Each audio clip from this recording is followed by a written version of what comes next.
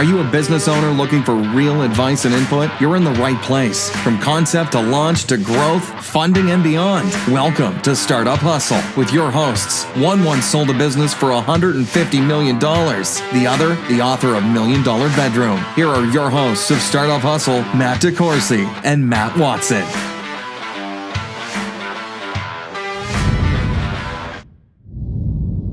And we're back. Another episode of Startup Hustle. Matt Decoursey here with Mike Meyer, who will be sitting in for Matt Watson today. Hi, Mike. How's it going? I'm doing pretty good. How are you, man? I'm good. Things have been busy, but rolling. Excited. Yeah, literally rolling. We'll talk about that and why it's rolling. But you and I are going to talk about some stuff that we have been around for a very long time. You more so than me, and it's been quite a while since I've been around it. But we're going to talk about music retail. Yeah. And what the hell happened. That fun thing that everybody wants to get into until they realize how hard it is. Yeah, maybe. That's almost kind of like the modern day, like dispensary. Yeah. People are like, yeah, I've always wanted to do that. And you're like, oh, wait, it's work? Yeah. So to give a little background, you are the guy at Meyer Music. Well, I am one of the guys at Meyer Music. I'm actually part of a family of six actually, one not in the business, but there's five of us in the business. So family business, 3 locations here around the city, and have been doing it for 54 years. I'm 52, so as long as I've been alive. But my mom, my dad, my brother, my sister, and I all work together. So right. Kind of tackled it as a team. And you mentioned the city, that city being Kansas City. And then what the heck does that have to do with me? Well, I worked in the musical instrument business for a long time. Long time. Yeah, and I have a book coming out about being a musician, even though I'm not a musician, but it's about the business of music. And, you know, what you see on stage is the tip of the iceberg. Yeah, it's a great book, by the way. I started reading it. Oh, you did? Yeah, I forgot you have one of the early copies. I do. That's right. I do. You have the one with errors in it. Hopefully, okay. Hopefully, if you're listening, hopefully the one you buy doesn't have any errors in it by the time you get it. But so music retail and the music industry have changed a lot. I mean, I think that's just fair to say. Absolutely. So when we're talking about music retail, we're gonna lump in the good old music store. Right. And for those that are 25 and listening, they're going, what's that? Right. Like, yeah, they've never seen the place that sells records. Yeah, well, that's funny because I'm a little bit older than my wife, and I was once many years ago telling her a story about listening to 45s on my Bee Gees record player, and she goes, how old are you, really? Yeah. Because she had never listened to an actual record. Yeah. She cassettes and barely, and then CDs. I had an employee of mine who was several years back as a teenager in high school, and she said, you know, I was looking through, this was in the CD era, and she said, I was looking through my parents' house, and I found these things. I don't know, I think they're called 49s or something. 45s. They look like platters, you know, and I said, yeah, you've never seen a 45, but the reality is they haven't, and there's a reason why. You know, it's changed. Well, technology's changed with that, and so as far as music retail goes, that, you know, we used to have actual music stores where we would go buy God knows what. Now they just call them vintage, where you can actually buy vinyl records. We had CDs, we had cassettes, they had all of that, and now they have no more of that. Why? Technology, and it's honestly better. Yeah, because I can listen to more music, I can do it cheaper, and I don't have to go to a store and look through bins, stuff like that. Now, with that, you've also got musical instrument stores, and that's a business you're in. Right. So that's going to cover, we'll use industry terms like MI, right, which is musical instruments, PO, pianos and organs, and then B&O, band and orchestra. Right.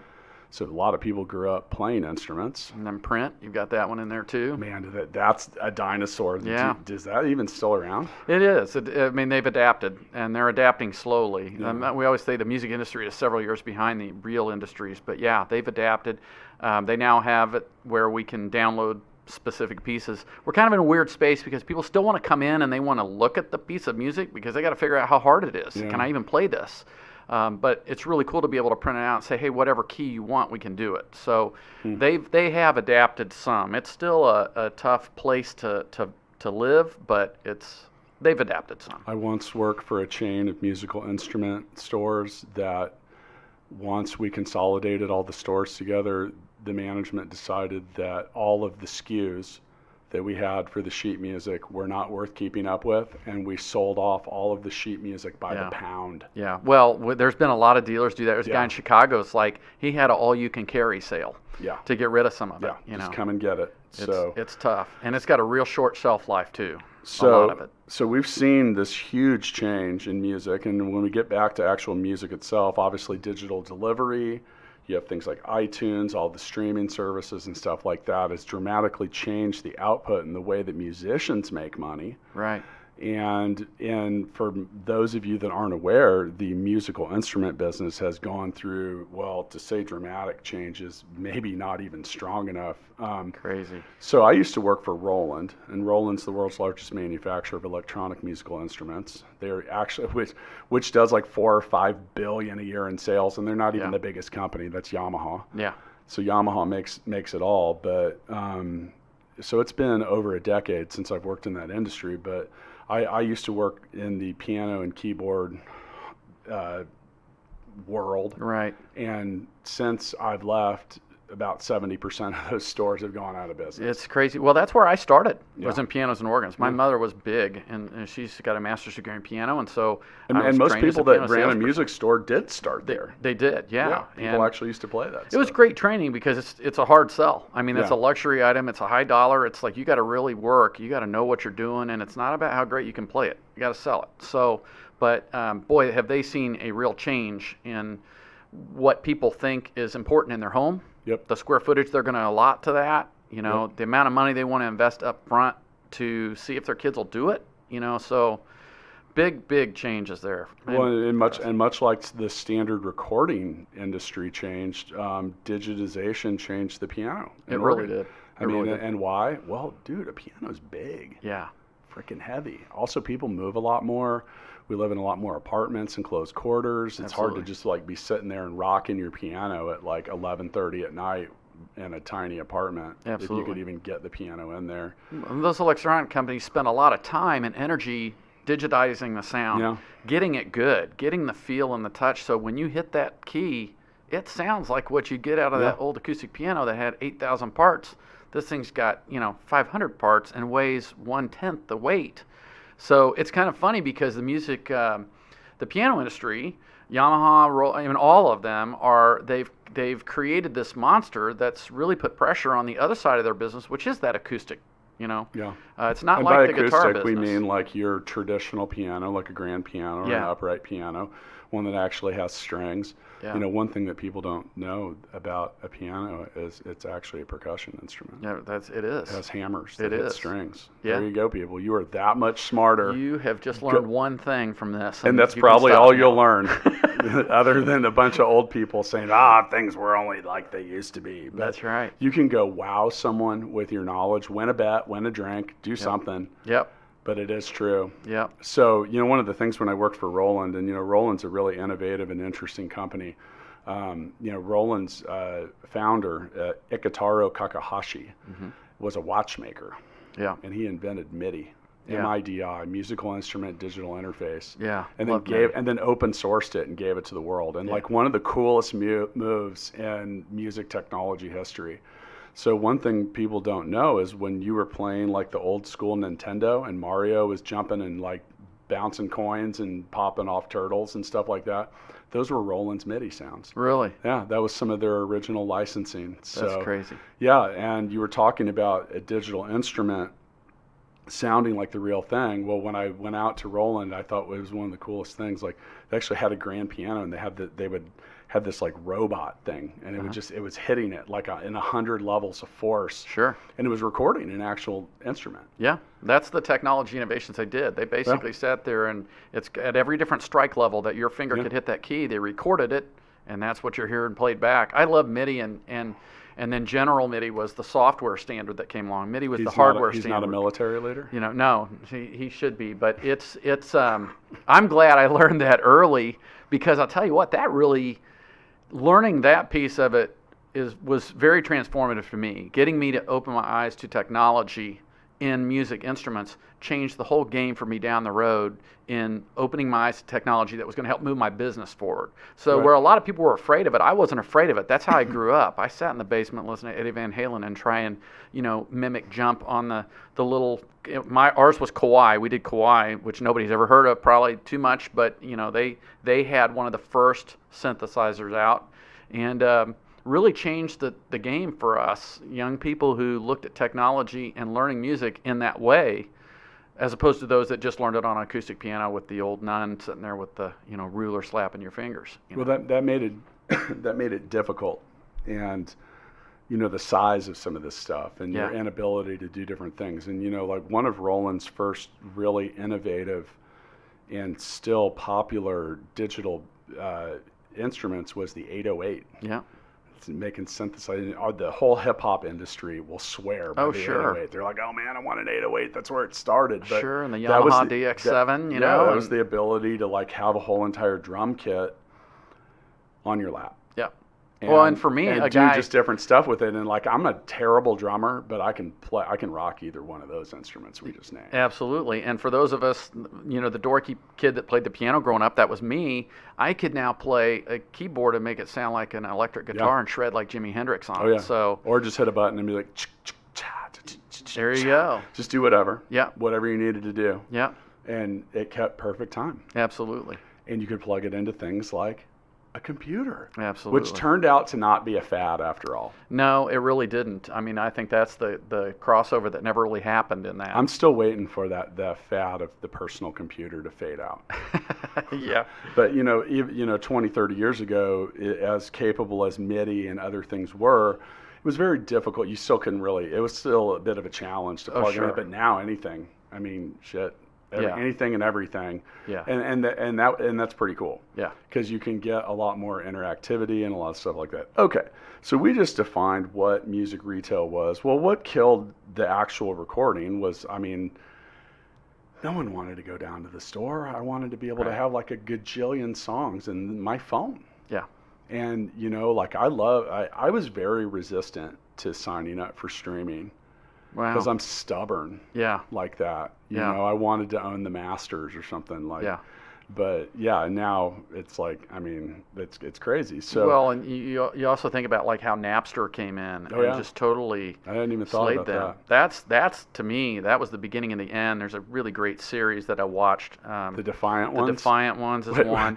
Where Dr. Dre or whoever it was, no, it's Jimmy Iovine. He saw Napster. He's like, guys, this is it. We're over. We're done. We're dead. We are not putting that genie back in the bottle. The other one that's really, really solid that if you haven't seen is Artifact. By 30 Seconds from Mars. It's a great documentary about the changing music industry and how those guys used to make their money on albums and get big advances and all this stuff, and then it changed, and now all of the artists in the industry, those touring artists, they're not making their money in selling those downloads. Their money's made in touring. Yeah. Now the record companies had to get smart, and they have what are called 360 deals with these guys. So the record company's taking a piece of the touring and everything, and that never was part of the deal before. They were promotion of the record. So they had to really adapt and change, or the record company was going to disappear as we see it. Well, you used to go tour just so you could sell records. Absolutely. Yeah. And that wasn't the big component. And now, and that's one of the things. So in my upcoming book, The Realist Guide to a Successful Music Career, I'm not a musician.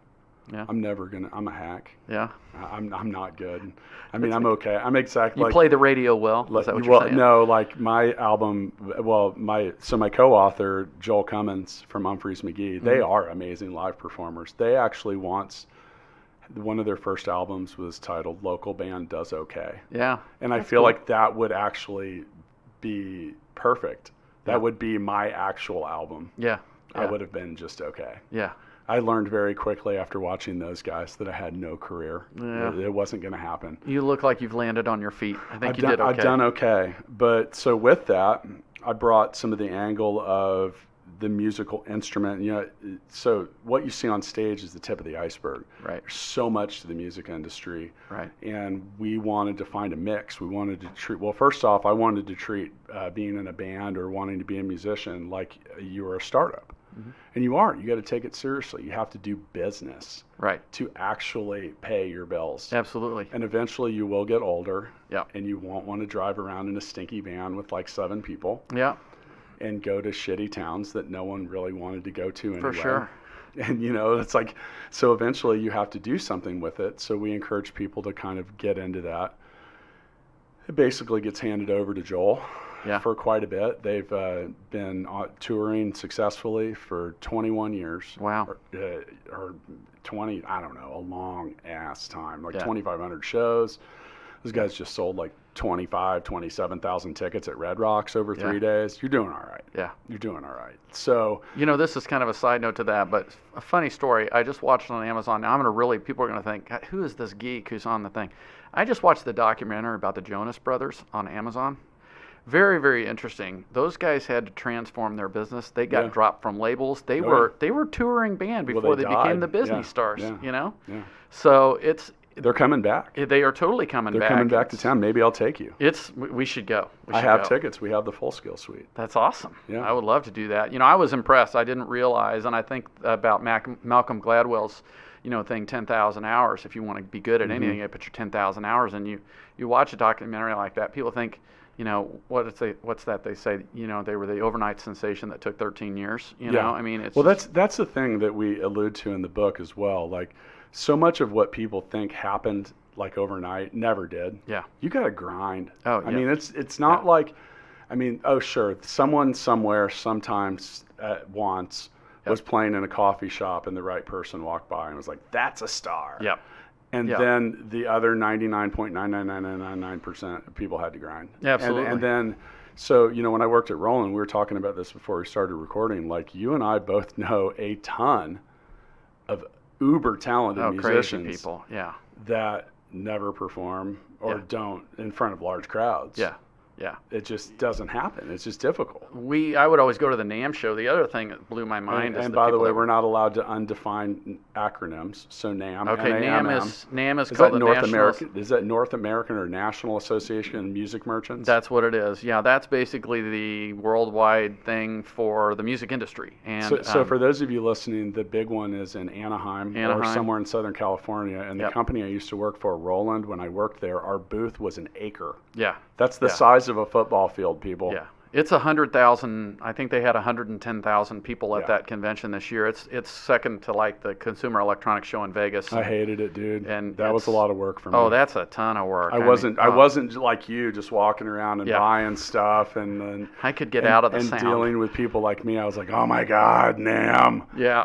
The best part of NAMM was that it was at the time I lived in Indiana, and I got to go, and it's in January. Right. And I actually got to go to Southern California for 10 days. Yeah, it's awesome. Ridiculous, though. Yeah, it's cool. The thing I always love too is just seeing people that invented a new instrument. Yeah. Like something that never existed. You see this guy playing, a thing that looked like a stand-up string bass. It's got 12 different strings, and it's a violin, viola, cello, a bass all in one, and then you start going, okay, well, where's the market for that? I used to say that throughout most of the Roland booth. Yeah. Like I remember one year they debuted the V or the virtual accordion. I'm like, wow.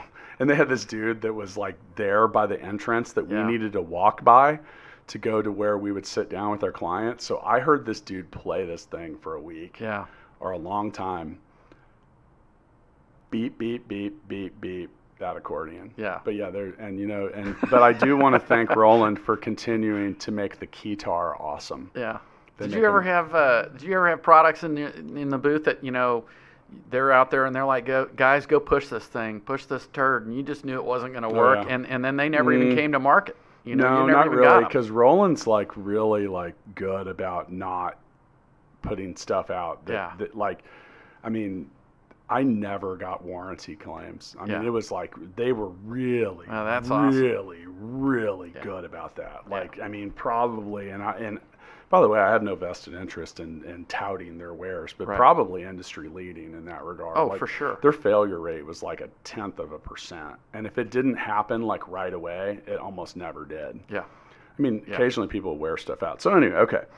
So we just pretty much got down to the fact that music changed, and and in the book, we allude to the fact, like, if you're not ready to, like, the industry's changed, you either need to do like a gazillion downloads, right, which is really hard to do, right, or you got to bring the heat live. Yeah. And that's tough to do. Yeah. For some people, because some of these people in the past were very much made in the studio. Oh, for sure. They don't think that the people that you love to listen to. I went and saw New Kids on the Block when they came to Kansas City. Yeah. I had tickets, man. That's awesome. Hey, I just talked about the Jonas Brothers. So it was freaking terrible. We don't Mike. judge. It was not good. It was not good because they weren't ever really that talented. Right. They were created by a record label. Right. We thought they were cool. It was easier to do then, but you can't fake it. Yeah. On stage, like that's something you can't get through. For sure. So, yeah. A lot of people have failed that way, because it's, once it's kind of like owning a retail place. Like you only got one shot when that person comes in the door. If you suck, they're not coming back. Yeah.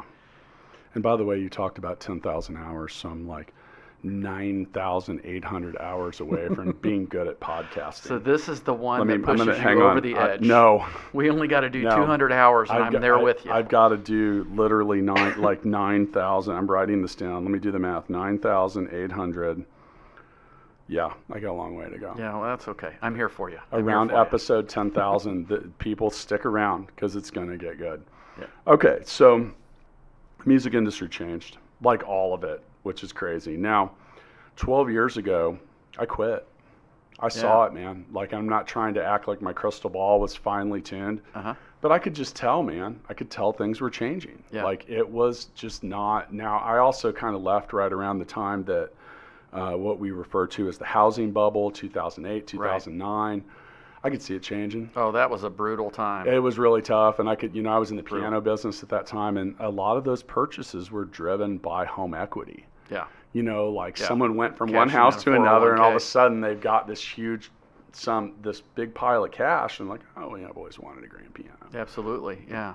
But I saw it change, and I also hated it. Yeah. Like, quite honestly, I love the people that I worked with that were, and that the last job I had before Roland was with a Yamaha. Mm-hmm. I opened a chain of Yamaha piano stores in DC. Wow. Which I was excited because there was a high volume there, which meant if 3 customers came in your store in a day, that was really busy. Gosh. Yeah. Not well suited for my personality type. So I was ready to get out of it. And I thought Roland would be a good fit. And then I was traveling. Yeah. And I hated it. And I did that for like 2 years, and then I was done. Yeah, those reps are road warriors, man. man. Oh, man, I don't know how they do it. A lot of miles. I don't know how they do it. But as I, through those couple of years, I was really seeing things changing. I was going to the internet. Yeah. Was really taking over at this point. Now, the internet had been out for a while, but I was, all right, so it was my job to call on our dealers, and I covered 13 states. Dude. Wow, yeah. I had like my dealer list was like over 400 long. Wow. And it was changing so quickly that Roland was like, okay, here's your list. Now, the guy that worked here before you, he wasn't probably getting out. So they were literally like, can you go see if these places are even there? Like, they didn't say that word for word, but I went to go, I was like, all right, man. I was single. Yeah. I was excited about the job. I didn't have anything really calling me. So I set out and I drove around, and like, sure as shit, like probably 10% of them were not there. Oh, we've had, God, I mean, I couldn't even count how many have been since I've been around. Or I got there and there wasn't much left. Yeah, yeah. So, and you pull up in some of these towns and you're like, oh man, how is anyone here? And like, and the effects of this financial crisis were, I mean, dude, I was in the Midwest, like Detroit was my territory, like Detroit, Ohio, Kentucky, Indiana, like the whole entire area, like not only was housing blowing up, the auto industry was failing. Detroit actually shrank both years. Like, do you know how hard it is for a major metro area to shrink? Detroit did it. I can't even imagine how to do that. So anyway, I watched it change. I could tell, but I would go around to these stores and I'd say, hey, what's up? And they were like, oh, I can just really tell this is changing. And I would say, and I was in my early 30s at the time, and I was like, well, what are you doing to change with it? And they're like, oh, We've seen this occur before. We're going to have a sale this weekend. We're going to have a sale this weekend. We're going to do something. I'm sitting there thinking like, no, you need to be thinking bigger. You're not adapting. You're not doing things. And I'm like, and here I am younger, and a lot of these folks they were like your age now, and they're probably they're retired now. Yeah. Yeah. But I'm like, well, what are you doing to adapt to the modern marketplace? Do you have a website? And they're like, oh, we don't need a website. We got the yellow pages. I'm like, cool. Yeah. Where is that? Do you have it? And you're like looking over at the counter, and there's a girl on the internet like looking for something, and there's no yellow pages. Like, that tells you something. Or they say Yellow Pages has got this new thing. They tell me they're doing search for me. They're doing that search thing. Sure. No. So you had to be doing that. with that, the marketing and advertising were changing, and Absolutely. it was not uncommon to buy half a page of a newspaper on a Sunday, and that was going to drive some traffic, and you do all this stuff, and then all of a sudden it doesn't work. I remember doing, I think, a quarter page just in the Kansas City Star. It was about $14,000 for a weekend. What do you think it was like in DC? Oh, I can't even imagine. And you start thinking about the break even that you got to do in volume to make that up. Now, in the piano business, there was a high margin, and it was expensive, but at the same time, what really changed that industry was, the internet connected markets. It made it a lot easier to figure out who sold these products like 3 cities over. Yep. And while you were supposed to stay in your own yard, no one did. Right. And they didn't do that on any of this stuff. So there was always like someone in the middle of the state that would just, hey, whatever price, I'll beat it. They're just trying to get moved. I'll beat it. So people are calling from like Raleigh, North Carolina, and they're in the middle of like a tobacco field. Like, they're like, sure, we'll deliver there. Yeah, we'll pick up the check when you get there. You don't need to come in. Yeah, there's a lot of that going on, and it really, really changed. And so one of the things that I think really changed that affected the musical instrument business was easy access. Well, first off, the internet made it easy for me to go online, buy something from Guitar Center, and Guitar Center, who's now really struggling. But at the time, we're really dominant. They had a catalog business, they had an internet business, and they had a shitload of stores. Yeah. And it was easy for me to buy a $50 item. Now, most people aren't going to buy like a $2,000 guitar online.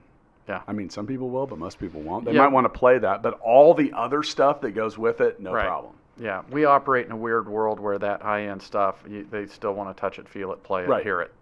But it's like I would struggle to buy a car. Yeah. If I had driven like the exact model of it, maybe.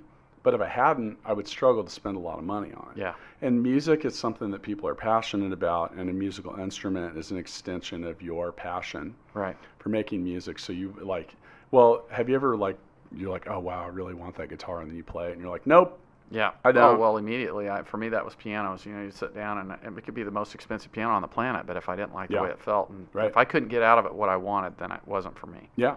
So you could buy stuff online. It was easy to ship. Right. And things weren't always that easy to ship. No. You'd buy something online, and then it'd be there 3 weeks later. You know what's crazy? It'd be plus shipping and handling. We still face that in with manufacturers. They can distribute through places, and there's a lot of times that we're going, well, wait a minute, I could sign online and I can have that in a day. Yeah. But it's taking 2 weeks for me to get it. Yep. So we fight a double-sided fight in that we fight the change in the internet, the way people want to shop, their shopping patterns, but we're also fighting that a lot of times manufacturers are only worried about moving product, and they're not really investing in trying to get me the stuff faster that I need. So it's an uphill battle for sure, man. You really gotta. Well, Amazon changed that. They did. Quite a bit. So, all right. So I look back in 2009. That's when I started the business that kind of became everything we did now. And I remember at the time I had quit my job at Roland and had gone back to school, and I was looking for something to do. And I was thinking, I was like, no matter what, I'm not doing retail. Right. It says the guy. You know why I say that? Of course I do. Because you're stuck. I am stuck. You're stuck. You're tied to the fucking store. I am stuck. And by the way, that's the only way you can say it. I'm tied to the effing store. Yeah, I've tried to. That's one thing I really had to work hard at, and luckily technology has made.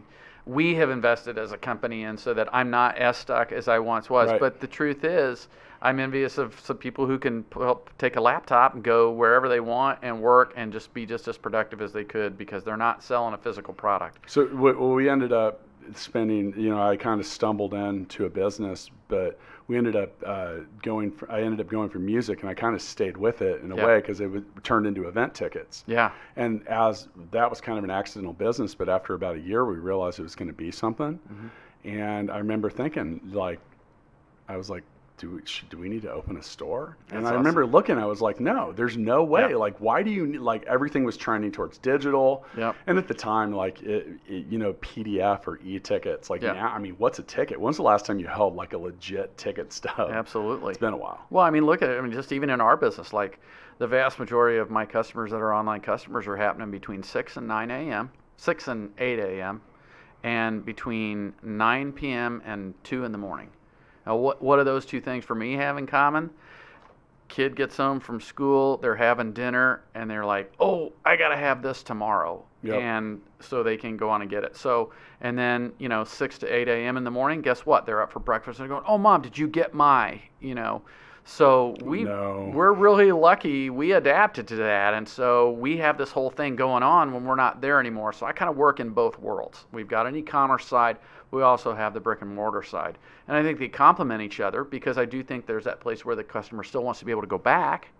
But if you're not in both spaces, if you're just in retail and I mean, it's brutal. Well, and that was one of the things. So, we were talking about like where it started falling apart. Well, all right. So I used to work for a company called Brook Mays Music, which Brook Mays Music was an amalgamation of like 5 chains right. that were purchased by a private equity company, and then they put them all together because the musical instrument industry was remarkably fragmented. Absolutely. And that did not work towards its advantage when it came to evolving, because now it's the same thing. Like you look at all these things that are fragmented. And by fragmented, meaning there's not a consistent anything. Yeah. Guitar Center and Sam Ash? Yeah. So Thoroughbred down in Florida. Yeah, but the thing is if you're not number 1 or number 2, you're screwed. Right.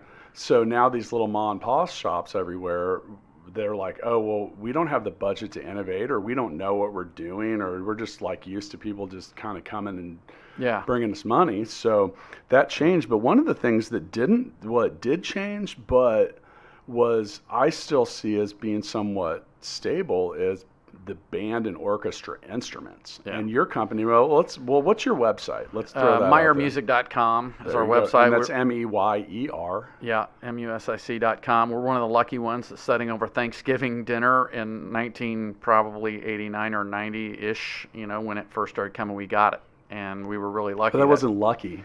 That was you were taking a chance at the time. You were doing something absolutely that other people weren't doing. Yeah, one of the things that you just said is like mom and pop stores will say, well, we don't have the money to innovate. You know what? You don't have the money not to innovate. Right. Like you've got to find the money to innovate.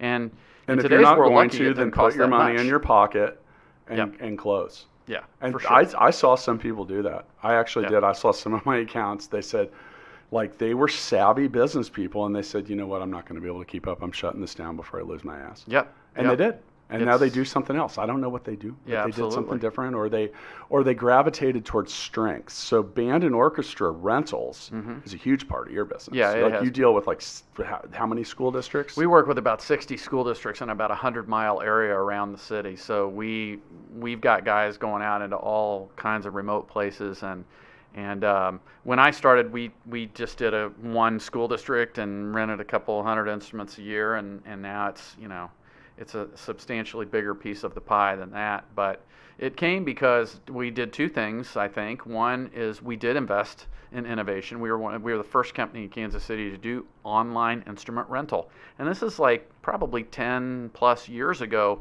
We were the first company, as we designed our website, we were looking at companies like Amazon and incorporated one-click technology into our website, so that... Well, while the seasoned musician doesn't want to buy an instrument that they haven't played, right, the parent of a 4th grader doesn't give a shit. Right. They just want a trumpet.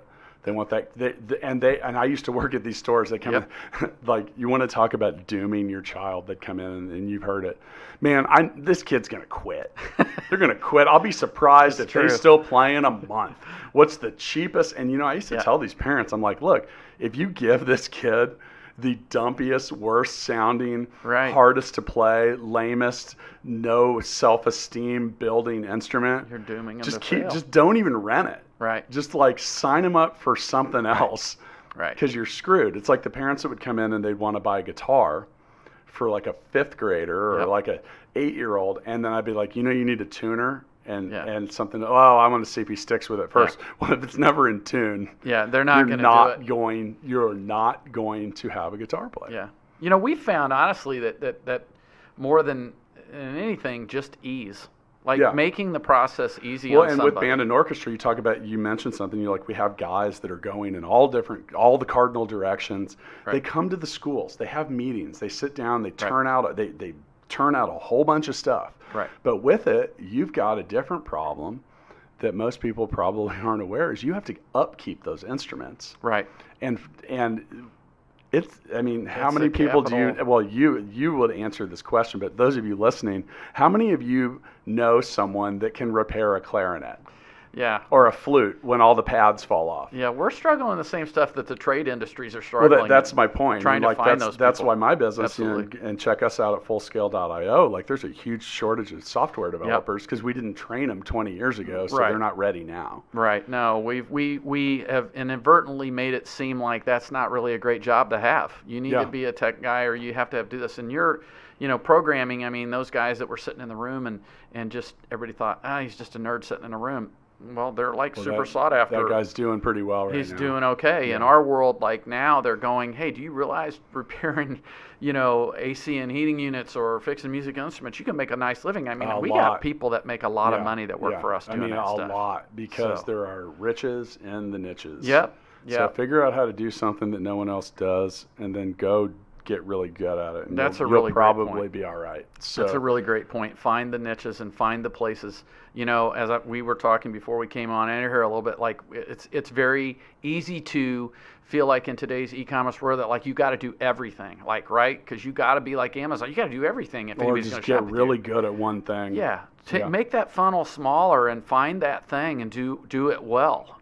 Because there are cracks in there where you can fit and do really well. And so the band and orchestra stuff is something that you gravitated towards, I'm assuming. I gravitated towards selling and moving product and seeing the difference in trends. The big thing that you have to sell stuff to actually stay in business? You do have to sell stuff. The thing that was the most important for me was that I could see, you talked about seeing the industry change. I could see the industry changing too, and the industry was changing from this. We didn't want to own anything anymore. People don't want to own anything. They're very happy to make payments on things. Yeah. I told my son, I said, I thought you can rent the same trumpet for like 20 years. Yeah, it's great, but think about this. Eventually you will own it after like 900 payments, right? Think about this though. Is that what is maybe 888, something like that. But hang on, I'm doing the math on that too. Yeah, write that down. What are they doing when you're streaming music? You're renting the music. Yeah. People don't want to go out and buy all that stuff and have it clogging up their thing. Even downloading it now, like kids, we don't think about that, but kids don't want to clutter up their device with 50 million things when they could just pick from everything and rent it. You also have an attention span that's about 8 seconds long if you're doing well. So then those rentals also turn into a really nice feeder program to the ones that actually make it when it's time to buy something cool, because I'm assuming that your company, much like the ones I used to work for, will apply some of that rent. We do. Towards buying a nicer instrument at that point. So I played the tuba. Yeah. That's a good one. I like when you come in. I was once in the Kansas State Honor Band for the tuba. Well, that's impressive. You want to know why? Not a lot of people can say that. You know why I played the tuba? Because I was the only kid that could carry it home. Yeah. That was it. I always think it's funny when the mom comes in. I actually started on the baritone. Tuba. I started on the baritone. Yeah. But I quit at the end of 8th grade because I went to a high school that didn't have a band. And I probably would have kept playing. Anyway, that was it. You've landed on your feet. You've done okay. It's not because of my skill as a musician. I do have the voice of an angel, and I demonstrate that sometimes when we play Mixtape, which is what we should probably do right now. Absolutely. So for those, you know Mixtape, right? I know Mixtape. I listened earlier. Oh, man. You're going to hit me with something I got to come up with an answer for real quick. I gotta like throw the cards away after we. This is why I'm ready for the app. So how long before Mixtape the Game is like out, or is it out? Can you get it? I played it. The card? No, you can't. You can buy the card game at mixtapethegame.com. But you're coming out with an app. Yeah, I played it on my phone. We're working out the bugs. We're making it every bit as awesome as it deserves. Okay. Okay, so I'm going to read a scenario, and we will name a song. This is a weird one. There's a 50-year storm, which, if you don't know what that means, it's huge. It's like the kind of storm that only occurs every 50 years, unless you are in our current climate, and then it's like every other week. Yeah. Just remember that. Just waiting for your set, you're paddling out to what song on your surfboard? Well, I think it would be Christopher Cross Sailing, wouldn't you think? Maybe. I'm thinking about Wipeout. That would be what I'd be hoping I wouldn't do, but yeah, maybe. Now here's the thing: is we have to resolve to tie because we can't vote for each other. So we're both winners. Yeah, absolutely. We are both winners. Unlike 70% of piano stores that were once in business, which are not, and that's what I want to talk about, is what made people actually survive. We talked about a lot of different things. Talked about your ability to change, your ability to adapt. We went through some of that. So what part of record stores led the charge? Yeah. They were gone first. Yeah. They were gone. So that presented other issues. So you look and it was a weird trickle-down effect because first off, the actual record store started disappearing. Right.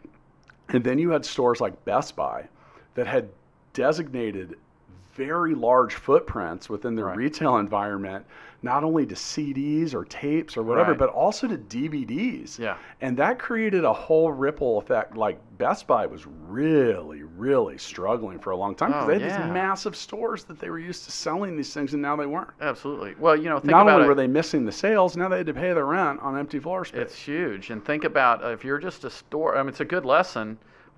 Think about going into a record store. How many other products besides records did they actually sell? Dude, when was the last time you went to a record Never. store? Because it was like 90. Exactly. Like 93, 94-ish. I think diversification Maybe a little bit past that. They could have done. Yeah.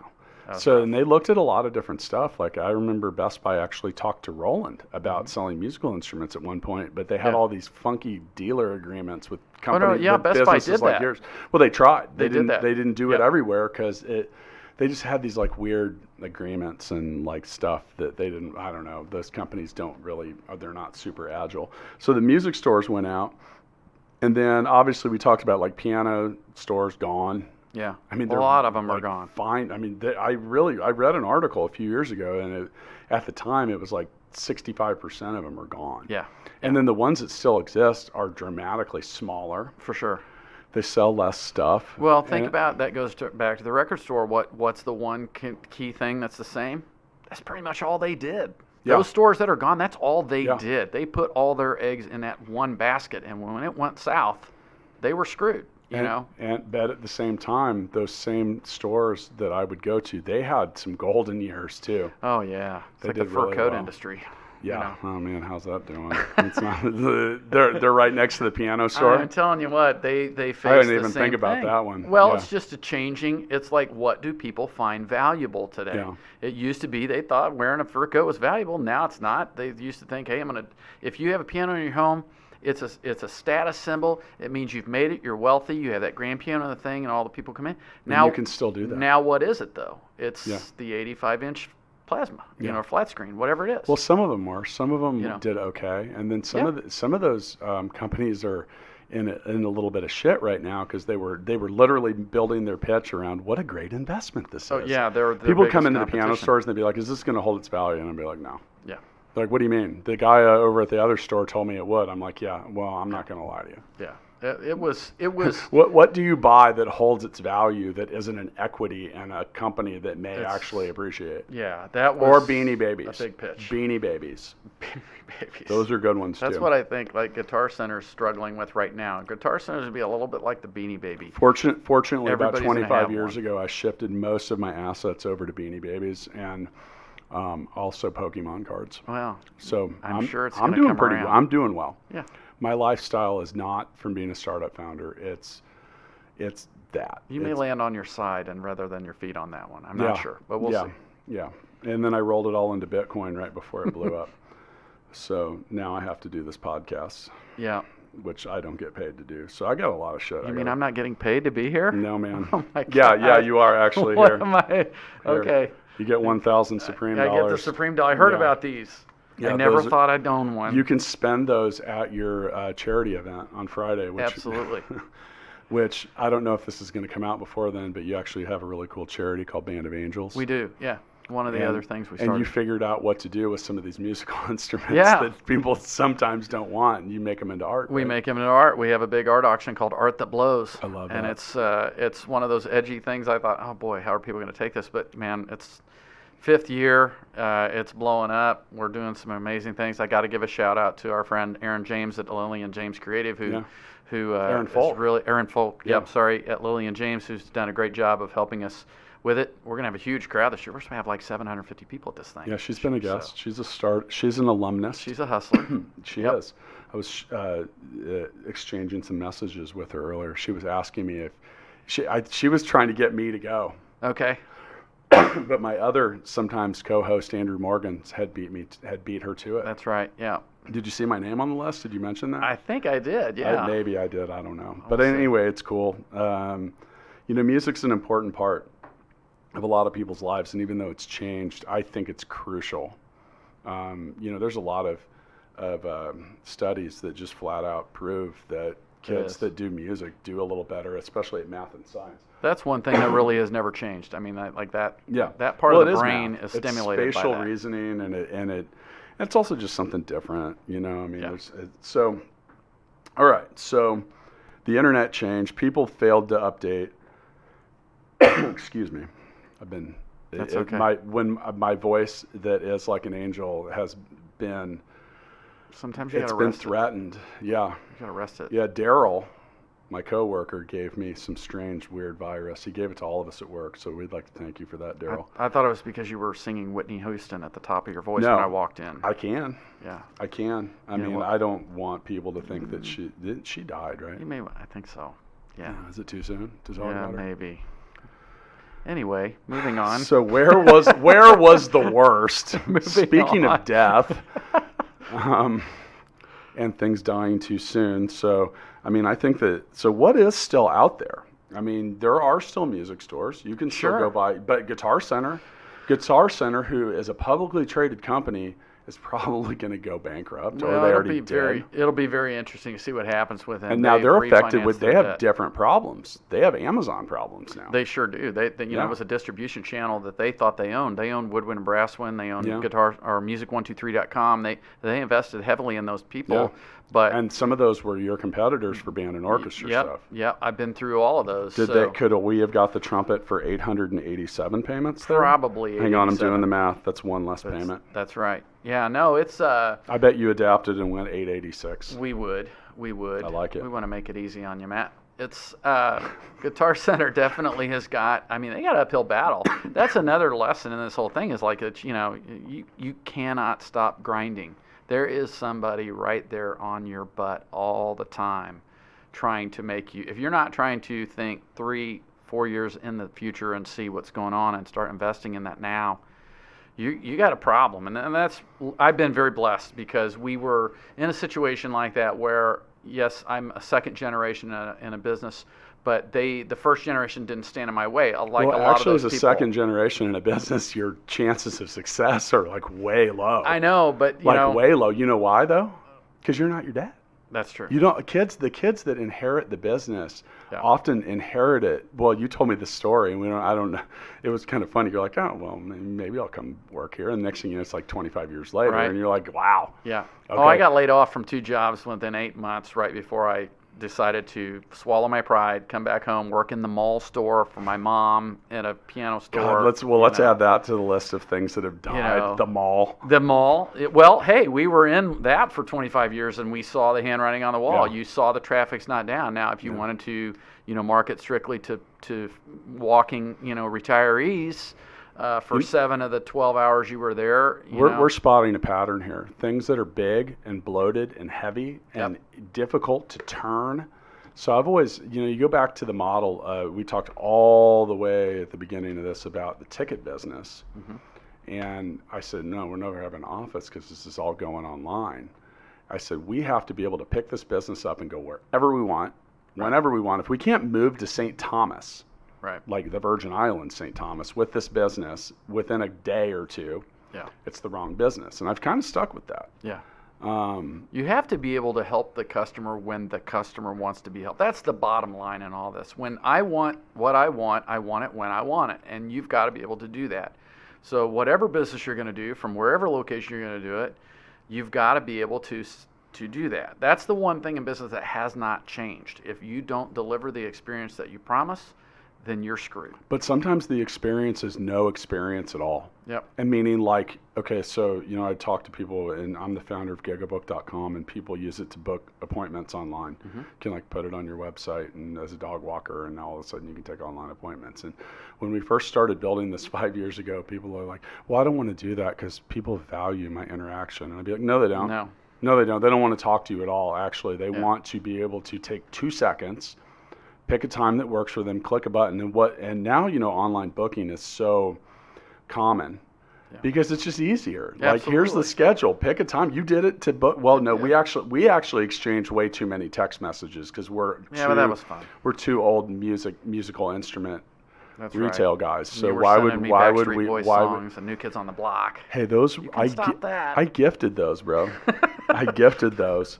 But we talk about things that need to be easily adaptable, and in the world of software and startups, the word agile gets. But sometimes the experience does matter. Like, for example, and we'll go back to like renting a band instrument. Dude, I would know what to buy or rent. Yeah.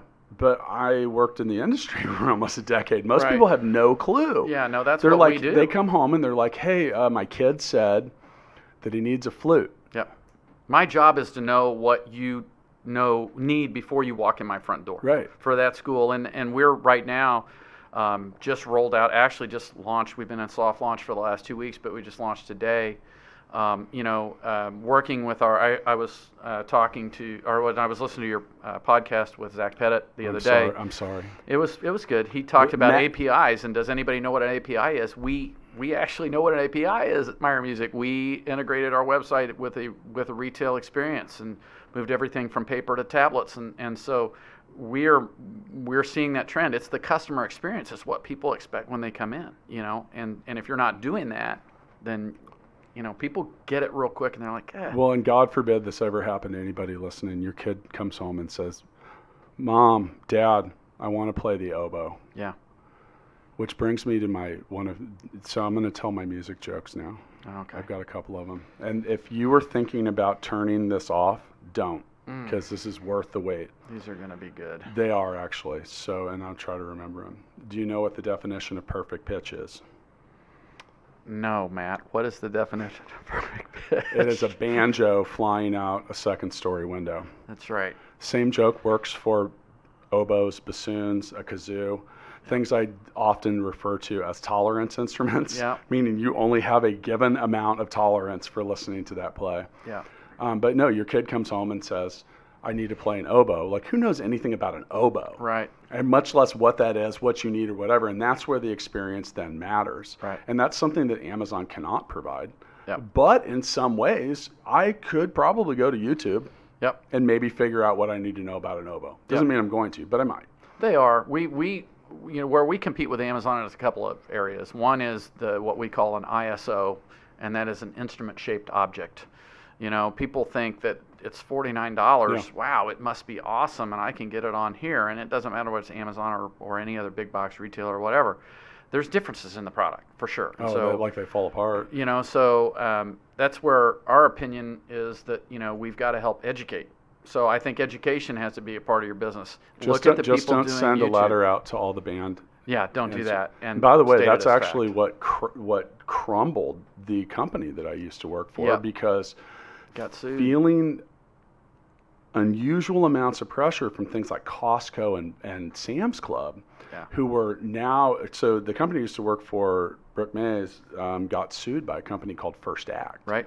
And First Act was selling instruments in these discount clubs, and it was making people not rent instruments. And the CEO sent out a letter basically to the effect, they were taped to the counters. They were sent out to people, and it basically defamed this company. It said, "Okay, look, you can go." And he stated it as fact. It said you can buy this stuff, but we cannot guarantee or service any of it because they are of such poor quality that they will not hold to the repair long enough for us to give you your 6-month guarantee. They got sued for $19 million or $20 million and lost. Yep. They appealed. They gave them about $100,000 off. Yep. And at that point, the private equity company just liquidated. It liquidated it because it was cheaper than paying it off. Yep. And well, he stated it as fact, and that's a really great lesson. You know, that can be your opinion. That's but one those thing. were those instrument-shaped Cannot objects. state it as fact. Yeah, and you can't. And you know, there's just things you can't do. And by the way, that was when I left. After they had lost that judgment, it took me 4 months. Yeah. I knew that company was going to fail because I mean, dude, Yep. $20 million. We weren't that big. Yeah. It was good for me. I went in and bought all their stuff. I bet. Everyone else did. Man, you want to talk about on my way out? Those were some of the weirdest moments. So I was a district manager for this company, and I was in charge of a section within 17 stores. It's called a zone manager. Mm-hmm. And I actually had to go to a couple of these stores because they were shutting them down in tranches, meaning like 3 at a time. Yep. So we'd go in, and these liquidator people who are like the coldest. They're like carnival people. They are just like, well, and you know, here's the thing is like, I could probably do this because it's just like reality. Right. But they'd come in and, you know, they'd say, okay, so this store is closing. None of you are going to have jobs here within 60 days. Wow. So here you are with like 15 people, some of which have worked for these stores for like 20 years. Yeah. And some of them would just get up and leave at that point. Yeah. And I went to like 3 or 4 of these. So some people just got up and they just left. Yeah. Like literally, like upon that, stood up, walked out the door, have no idea what happened with it. Yeah. So then there's these people still deer in the headlights, and they'd be, well, what's going to happen to Joe, our district manager? District manager is a forward-thinking term. This company has no future and will not exist. Joe is working somewhere else. And then someone would start crying. Yeah. And, you know, and just like, it was just like, and they were like, so we are going to be here in 30 days. We're going to liquidate everything in this store. Yep. And then we're going to fire half of you. Yeah. And then we're going to fire the other half. And then there's going to eventually be one person here that will turn the key on the door and you will never open it again. And I could not believe when I went into those stores when that was happening that those people stayed. Yeah. You know, and just hung in there with it. Hey. But it was. And by the way, that was the message they got on the way to it. They were like, and like, they would literally say, they're like, look, you don't have a future here. Yep. You eventually will get to a point where you don't have a job. Right. You don't have a paycheck. You should start looking for something else now. Yeah. And in some ways, I think that they do that because they actually wanted you to quit because then they didn't have to pay you unemployment. Absolutely, yeah. And some other stuff, but whatever. So anyway, that was a very interesting thing. And, you know, when a company like, you know, the musical instrument business, even though you sell billions worth of stuff, it was still pretty small. Like that sent a ripple effect. Like right. So I ended up learning later, like that same chain, like, I mean, companies like that end up sometimes owing millions of dollars to, right. you know, just AR and just like, because when the liquidators come in, they sell shit for 10, 20 cents on the dollar, and they are not paying off the vendor. They are paying the other stuff. I think Brooke Mays owed Yamaha $25 million. They own, I don't know what it was, and I don't even know if I should say, but I actually do know the amount with Roland. It wasn't that much, but it was a lot. Yeah. You know, and so, but I can only imagine how that affected over this last 10 to 15 years, how, I mean, they got stiffed on a lot of checks. Oh, yeah. On a lot of bills. Yeah. And, you know, that was difficult, and I learned a lot, a whole lot. That was actually, like, really formative in my time as an entrepreneur, because I was in my late 20s at that point. And so what's the biggest lesson? What'd you learn the most? Well, you know, one of the things, some of it actually formed some of my opinions about how to actually run a business, because before they got sued, they were actually doing some things really well. Right. They took all these businesses that had 10 to 15 stores, and they consolidated them with one central management unit. Mm-hmm. They centralized costs. And that was another thing, too, on my first day with that company was the first day they were Brooke Mays, and they were in the process of firing 20% of people. Yeah. So I got associated with the wagon train that came in to do that. It didn't really go over well for me until I had to disassociate myself with that. But yeah. And then, you know, some of it, too, is like back to that big staying agile. Yeah. And, you know, they didn't do it, but at the same time, like, you got to operate with some smarts. Well, I think, and then you got to not do things that put you in a position of liability. Yeah, you learn the term "in my opinion."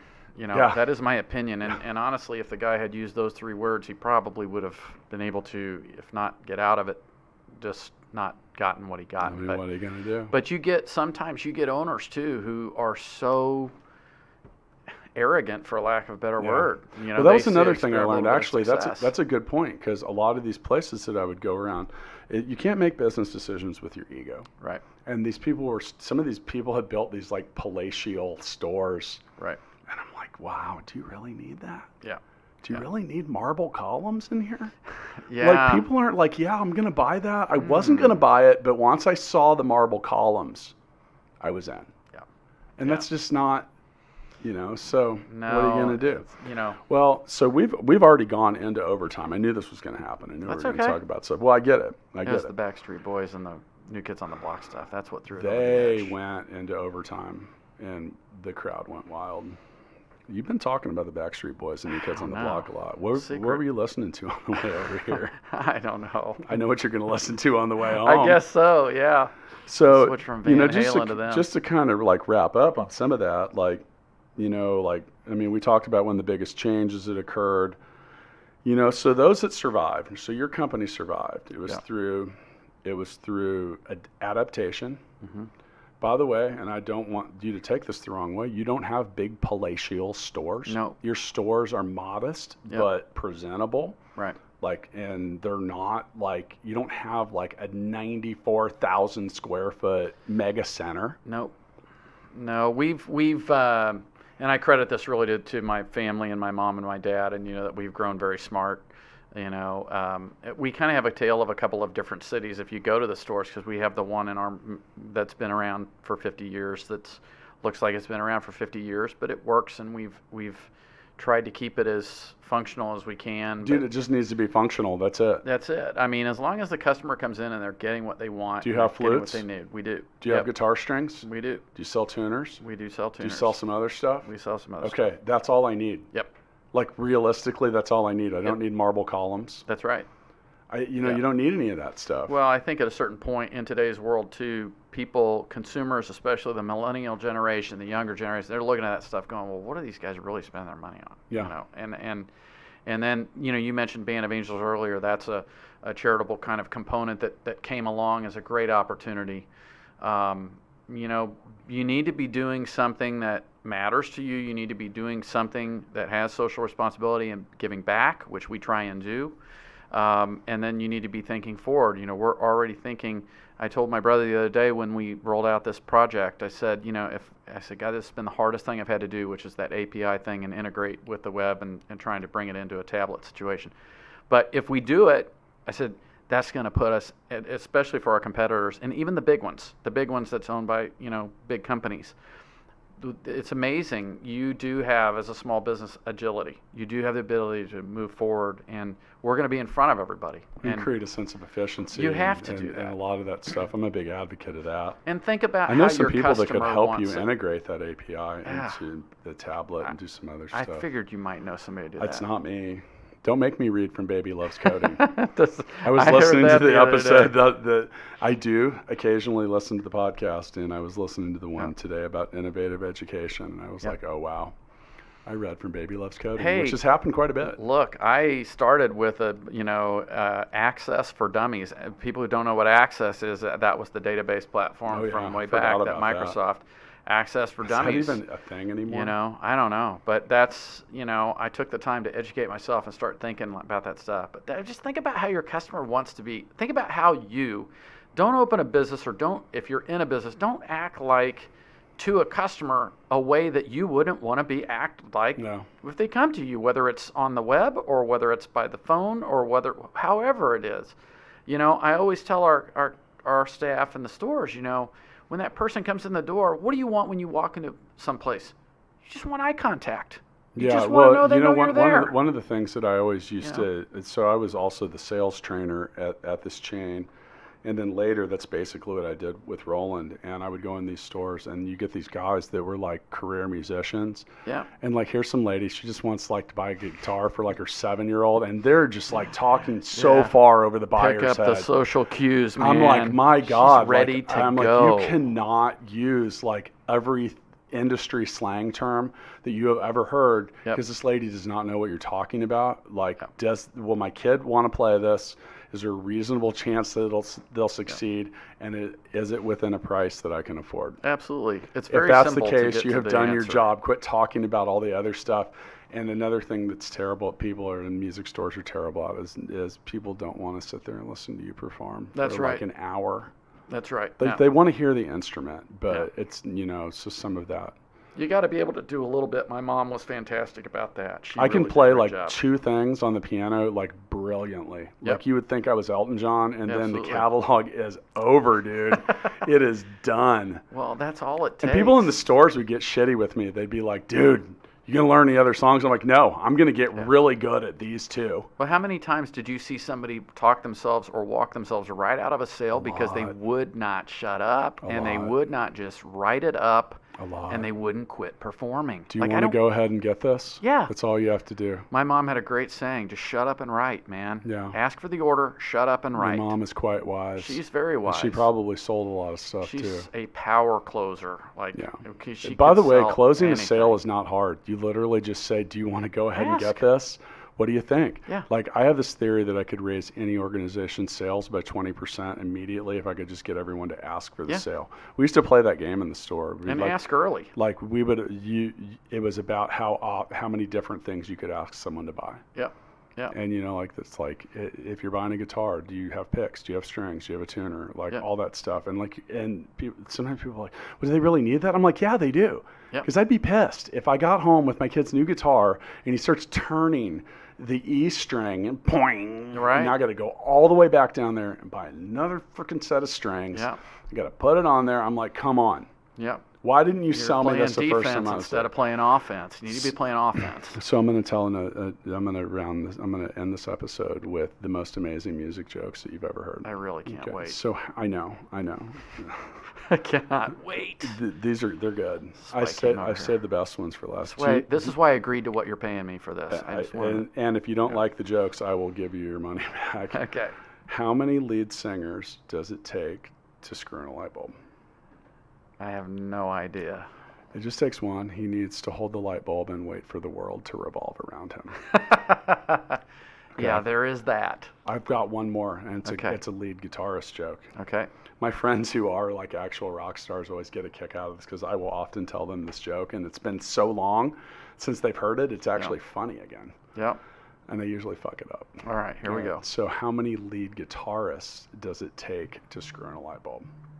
I have no idea. It takes 7. It takes 1 to actually screw in the light bulb and 6 to say, I could have done that better. Yeah, there's always somebody's got it better. And that's the same way computer programmers are like that as well. Yeah. Well, anyway, Mike, I thank you for coming in. Yeah. Well, thank you. And helping me relive my past, my dreams, my nightmares. We covered a lot of ground. I don't know that I had all the answers that you were wanting, but this was fun. I mean, who had the answers? Clearly very few. Yeah, well. I mean, I think we got into it, and this was, the thing is, it's kind of a recurring theme around Startup Hustle is so much of the stuff is applicable. Like all the stuff we just talked about. I don't care what you sell. Yeah. I don't care if you just opened a hemp store or if you sell, like we just had a soda company in here, like all these different kinds. These rules all apply. Well, and let me just say this too. You and I were comparing stories of, how many, you went to the different colleges and your college experience and your grade level or whatever, your smarts, but that doesn't have much to do with it because if we compared ACT scores, I'm a 15 on the ACT. I got bored, man. I just started writing it down. Keep hustling and work your ass off. I think the thing is also if you can learn how to sell something, you're going to be all right. Yep. I've always told my wife that, like in thick and thin, like, oh my God, is the business going to make it? I'm not too worried about it. Why not? Because I know how to sell stuff. You know what? I'll be all right. My mom said. She's I'll be all right. You'd have manufacturers come in and they'd say, well, you got to do this, you got to do this. She's like, hey, I'll sell whatever I got. Yeah. I don't need you. Right. So you don't have to have just sell. Keep hustling and sell. You know what I'm ready to go do? I'm going to do an amazing rendition of Chopsticks. I'm going to make you listen. Okay. I'm going to hit the restroom real quick before. That's how people sneak out of the studio. See you next time, people.